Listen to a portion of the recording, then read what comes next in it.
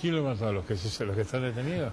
Claro, la cosa es que la cuestión va mucho más allá. Me parece a mí que el ferrocarril, digamos... Estamos hablando del caso Ferreira, del cual es autor nuestro invitado de esta tarde. Sí, el ferrocarril concentra... Autor de un libro, perdón. No, por favor, no. Sino que de esos hay culpables bien claros. El ferrocarril concentra mucho, digamos, una serie de contradicciones muy latentes en la actualidad, ¿no? Digamos, está por un lado, digamos, la masacre de 11 revive otra vez toda esa serie de factores que lo ponen sobre el tapete como un factor que eclosiona todas las contradicciones actuales. Por un lado... Bueno, es como la televisión, todo sale por televisión, todo el mundo viaja en tren. Es un problema de que sobre las vías va mucha gente y se produce mucho conflicto. Claro, pero ahí se concentran, mira, lo siguiente, se concentra la corrupción de sectores del gobierno que llevan a cabo, digamos, una destrucción del ferrocarril como se ha venido llevando progresivamente, ¿no? Digamos, un servicio que está completamente destruido, condiciones de trabajo... Ahora, ¿por qué en la Argentina, si te hago la pregunta, vos que has investigado a través de los crímenes del ferrocarril, existe ese fetichismo del ferrocarril? Cuando el ferrocarril es un medio de comunicaciones de fines del siglo XIX que en todo el mundo se transformó, en algunos lugares desapareció, en otros lados ha quedado como ferrocarril de cargas, el ferrocarril de pasajeros, si vos querés viajar en Europa o en Estados Unidos es carísimo, es mucho más fácil ir hacer un viaje entre California y Nueva York en avión que hacerlo en tren. Claro, y en Argentina estamos atados a esos ferrocarriles viejos, polvorientos, y hay como una especie de pasión y de gusto popular. Yo creo que Solanas no existiría si no es por su campaña por el ferrocarril, que promete ferrocarriles que yo creo que nunca van a andar nunca más por esas vías viejas. Lo que pasa es que justamente hubo una destrucción del ferrocarril. Lo que vos decís es cierto. ¿Pero por qué romanticismo? ¿Qué explicación le encontramos? No es romanticismo, hay una cuestión objetiva. Digamos, el transporte de pasajeros puede tener lo que vos decís es cierto. Viajar por Estados Unidos es más barato viajar en avión que en tren, es cierto. No, porque el ferrocarril es caro. Pero para el transporte de cargas es una cosa, digamos, realmente útil y muy dinámica. Es más, justamente la cuestión de los accidentes de tránsito podría ser resuelta y digamos, disminuida de manera muy, digamos, grande si existieran vías férreas, digamos, que contaran con una mantenimiento adecuado y todo lo demás. Yo estoy de acuerdo, si el mundo funcionara bien y todo anduviera bien no habría problemas. Mi duda siempre es, sí, y me fascina, ¿no? Es el romanticismo, que despierta en el público la añoranza de un ferrocarril que existió. A mí me encantaba, yo viví en el interior toda mi vida y me andaba en tren y me encantaba. No es romanticismo, la cuestión, digamos, por condiciones existentes anteriores que estaban mejor, que pueden ser incluso mejoradas, no implica una mirada romántica de las cosas. ¿Ferrocarril conurbano has vivido los ferrocarriles de larga distancia en Argentina? Yo era muy chico cuando el ferrocarril, digamos, dejó de existir. Era horrible. Por eso mismo. Se movía. Por eso mismo. Vos te sentabas a comer en un comedor de ferrocarril viviendo en Mendoza y los platos bailaban y se caían los vasos afuera. No se trata de defender un estado anterior de las cosas, sino se trata de pensar cómo se destruyó ese estado anterior de las cosas que estaba mal, se lo destruyó. No contestás mi pregunta. Te estoy preguntando el romanticismo. No es romántico. Para mí no es romántico, para mí es una cuestión objetiva la defensa del ferrocarril, la posibilidad de que el ferrocarril sea restituido, reconstruido, y además es un proyecto estratégico, de nación.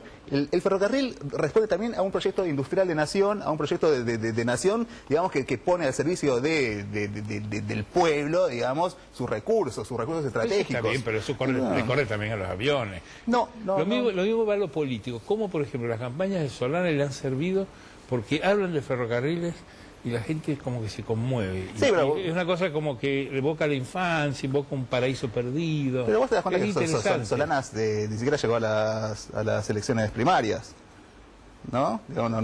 Digo, Alcilar Argumedo no pasó las elecciones primarias. Quiero decir... Pues Solanas es el inventor del peronismo que nosotros conocemos, te equivocás. Te quiero decir, digamos... el peronismo que conocemos en la Argentina lo inventó Pino Solana con La Hora de los Hornos y los documentales de Perón. Yo los documentales de la película de Pino el peronismo que conocemos hoy, los argentinos, lo inventó Pino Solana. Yo creo que Pino es mucho mejor cineasta sacó un millón de votos. Ganó la constituyente del 94, lo inventó el Frepaso con Chachorres, no me lo minimicé al Argumedo. Bueno, el Argumedo es no llegó a... es una anécdota. No es una anécdota, lo que significa lo siguiente, porque si vos tenés en cuenta eso, hay que tener en cuenta el factor que sí emergió, que es el Frente de Izquierda en relación a que superó a la votación de Pino Solanas. En ese marco... ¿Izquierda cuál? El Frente de Izquierda. ¿Quién es el Frente de Izquierda? El Frente Altamira, Castillo, viste que ellos sí, digamos, superaron, fueron, digamos, la sorpresa de las elecciones primarias y se pudieron presentar un Frente de Izquierda trotskista, digamos, ¿no es cierto? Sí, pero eso es más anecdótico que este No, Argumedo. yo justamente que estos frentes, estas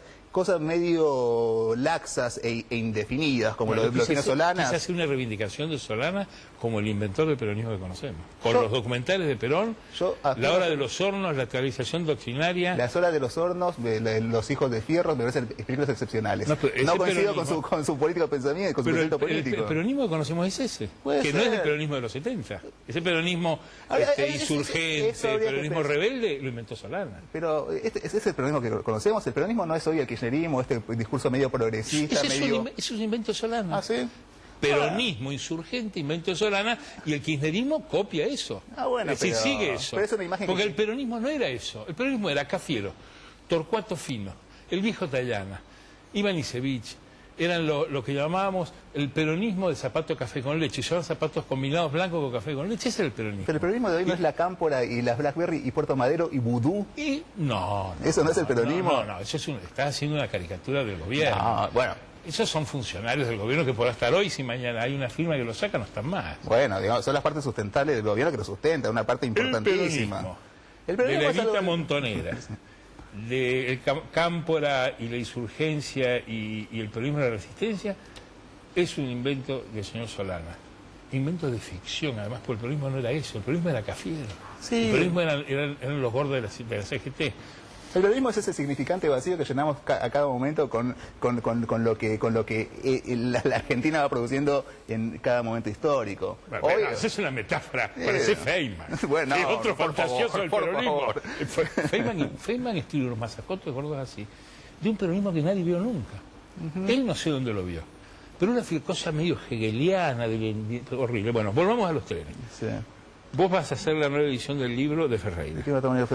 ¿Avanzó la investigación o es lo que se conoce en más detalles? No, es lo que se conoce y es lo que falta conocerse, porque lo que te decía digamos, de la concentración de problemas que tiene el ferrocarril es que concentra los problemas de un empresariado, digamos, que hace negocios a partir de subsidios estatales, que no mantiene los trenes, que solamente roba directamente, digamos, está probado que directamente se desvían subsidios para que no van a donde tienen que ir por parte de los empresarios, la burocracia sindical que hace negocios a costa de los trabajadores. Y bueno, esto es lo que, digamos, hoy tiene que ser visto también. Pero digamos, en cuanto al crimen, el crimen, lo que hace que justamente se agregan elementos. Se tienen que agregar los elementos. El crimen, para recordarte brevemente, digamos, hubo una planificación de un ataque para que los tercerizados... Para parar una protesta. Para parar la protesta de los tercerizados. Esa protesta se le fue de mano, o querían matar gente. Llevaron armas. Cuando vos llevas armas, digamos, está la posibilidad de matar gente. Y cuando los líderes de esa protesta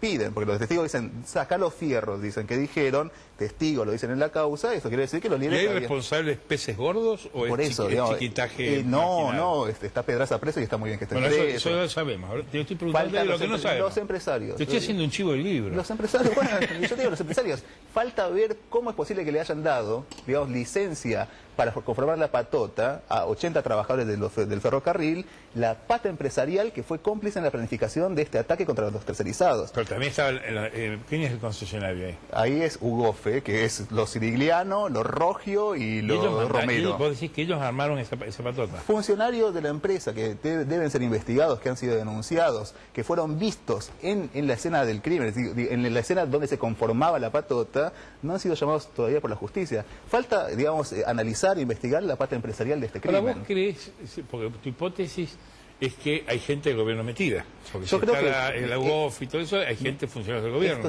Mirá, después de la masacre del ferrocarril, sigue siendo subsecretario de Transporte Ferroviario Guillermo Antonio Luna, que es el mismo hombre que permitió el negocio de las tercerizaciones, un negocio corruptísimo que originó también el asesinato de Mariano Ferreira. Con ese cuadro en la Argentina de hoy,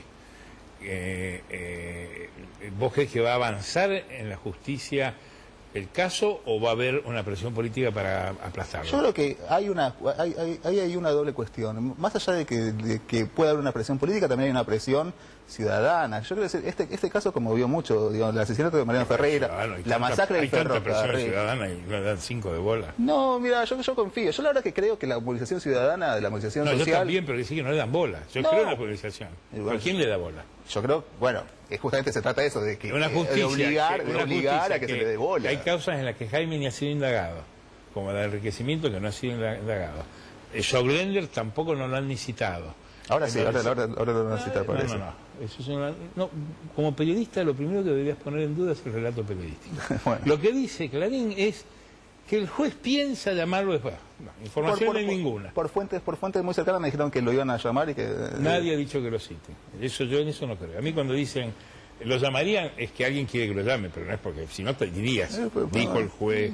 Veámoslo dentro de 10 días. De todas maneras, lo que te quiero decir... Pero no lo llaman, digamos. No lo llaman. Vos mencionaste a Jaime, digamos. Justamente a mí me sorprende mucho que después, ya pasó un mes de la masacre del ferrocarril, 51 muertos.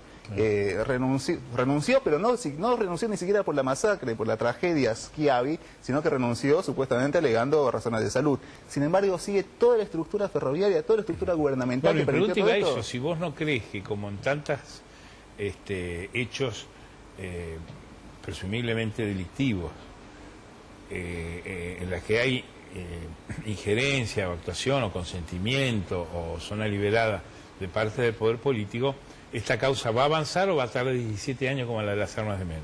No. Y al final termina en absolución.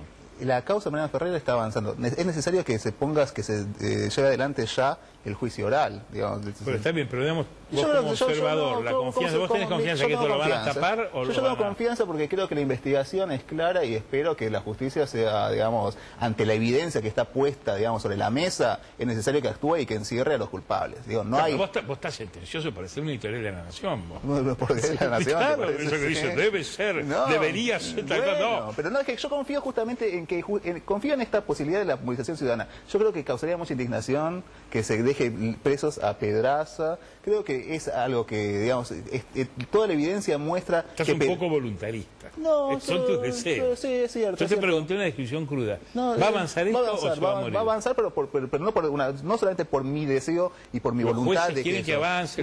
La jueza se ha mostrado muy bien hasta el momento, salvo esto que yo te decía, que no ha investigado la parte empresarial del asunto y la parte de los funcionarios gubernamentales que están metidos en el negocio de la tercerización. Salvo esto, ha avanzado impecablemente hacia el meollo del asunto. Entonces, en ese marco yo creo que, digamos, tiene que avanzar positivamente, tiene que avanzar hacia la resolución y creo que el juicio oral, digamos, va a poner sobre la mesa las evidencias que demuestran que Pedraza, que los patoteros, que Favales... Pero ellos están presos. Están presos, pero están presos para... Pero le han denegado varias veces han pedido. Sí, por eso mismo.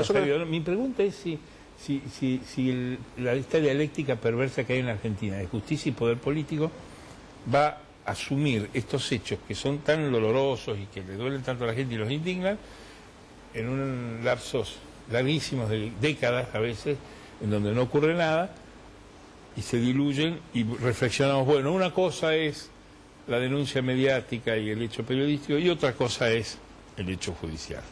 Y el hecho judicial nunca llega. Bueno, eso es cierto. Bueno, lo cual le proyecta el escepticismo sobre la gente, sobre